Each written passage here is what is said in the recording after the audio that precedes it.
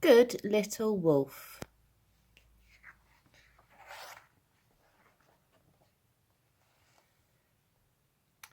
Are we all sitting comfortably? Then let's begin. Rolf and Mrs. Boggins were best friends. You really are a good little wolf, Mrs. Boggins told him. Rolf liked being a good little wolf. He liked baking tasty cakes. He ate up all his vegetables, and he was always nice to his friends. But Mrs. Boggins also said that not all wolves were good. In fact, some were downright bad. Rolf hoped he would never bump into a big, bad wolf.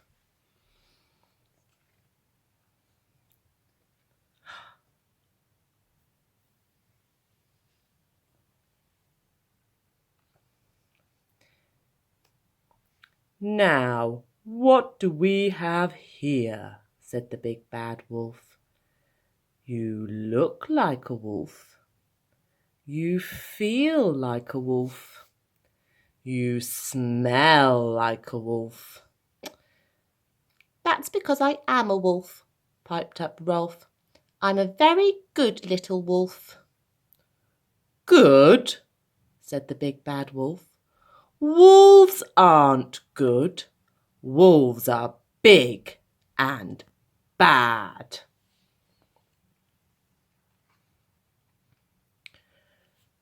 Real wolves howl at the moon, boasted the big bad wolf. Real wolves blow houses in. Real wolves eat people up. Well, said Rolf, I am a real wolf, and I'm sure I can do all those things.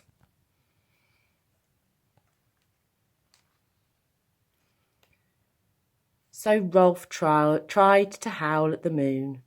He pursed his lips, took a deep breath, and out came a great big whistle.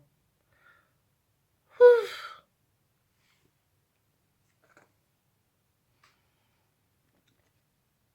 Then Rolf went to see Little Pig.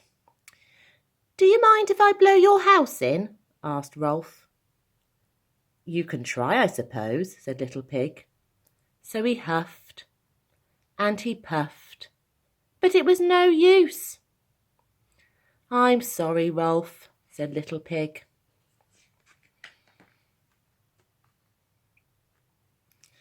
You're right, said Rolf sadly. I'm just not bad enough to be a real wolf. Well, there is one last thing you can do to prove you're a proper wolf, said the big bad wolf. Uh-oh. And suddenly, something quite strange came over Rolf. He felt an unfamiliar, wild feeling growing inside him.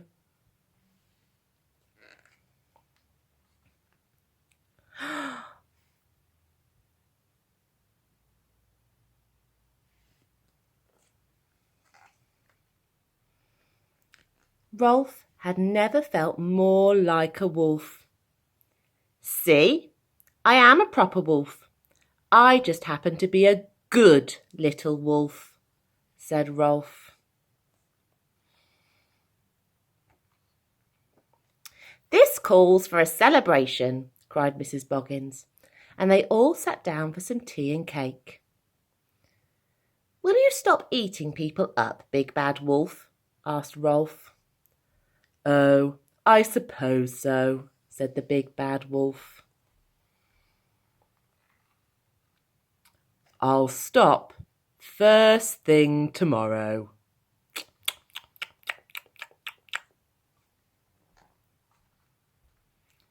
The end.